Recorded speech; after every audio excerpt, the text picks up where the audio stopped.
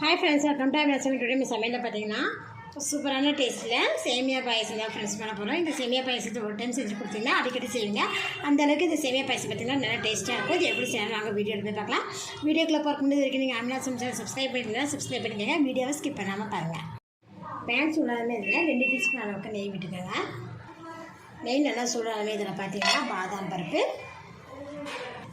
இதோடவே முந்திரி, கூடவே உலர் திராட்சை முந்திரி பாதாம் பருப்புலாம் உங்களுக்கு தேவையான அளவுக்கு இதில் சேர்த்துக்கலாம்.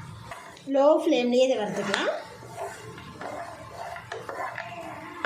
பாருங்கள், நல்லாவே வறுபட்டுருச்சு. இப்போ இதை பார்த்திங்கன்னா வேற ஒரு பவுலுக்கு மாற்றிக்கலாம். அதே பேனில் அதே நெய் இருக்குது பாருங்கள், அது கூடவே பார்த்திங்கன்னா 1 கப் அளவுக்கு சேமியா எடுத்துருக்கேன். லோ ஃப்ளேம்லேயே கொஞ்சம் கலர் சேஞ்ச் ஆகிற அளவுக்கு வறுத்துக்கணும். சேமியா பார்த்திங்கன்னா இந்த அளவுக்கு வறுபட்டால் போதும். பாருங்கள், ரொம்ப கோல்டன் ப்ரௌன் ஆக இந்த அளவுக்கு வறுபட்டால் போதும். இப்போ இதை நம்ம எடுத்துடலாம். இப்போ ஒரு பேனில் பார்த்திங்கன்னா 1 லிட்டர் அளவுக்கு ஃபுல் க்ரீம் மில்க் எடுத்துக்கலாம்.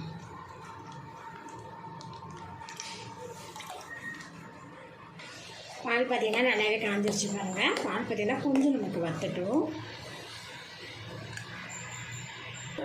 பால் பார்த்திங்கன்னா நல்லாவே வத்திருச்சு. அந்த பாலோட பச்சை வாசனை நல்லா போனதுக்கப்புறம் நம்ம நெய்யில் வறுத்து வச்சுருக்க சேமியாவை இதை சேர்த்திடலாம். சேமியை சேர்த்துட்டு நல்லா கலக்கி விட்ருங்க. இல்லைன்னா உங்களுக்கு கட்டி ஆயிரும். பார்த்திங்கன்னா நல்லா உதிராக பிரித்து விட்டுட்டு பாருங்க.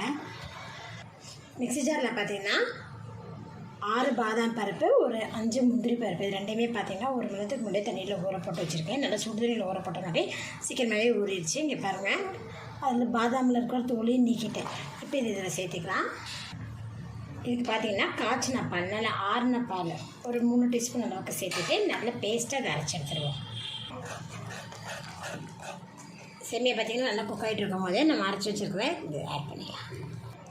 பாதாம் பருப்பு முந்திரி பருப்பு அரைச்சி சேர்த்தும் போது பாயசம் பார்த்திங்கன்னா நல்லா டேஸ்ட்டாகவும் இருக்கும், நல்லா திக்னஸாகவும் இருக்கும். இப்போ இது கூட பார்த்திங்கன்னா தேவையான அளவுக்கு சுகர், நம்ம அரைச்சி ஊற்றின விழுது பார்த்திங்கன்னா சேர்த்துட்டு நல்லா பார்த்திங்கன்னா கொதிச்சுட்டு பாருங்க. இப்போ இது கூட பார்த்திங்கன்னா ஒரு 1/4 கப் அளவுக்கு மில்க் மேட் ஆட் பண்ணிக்கலாம்.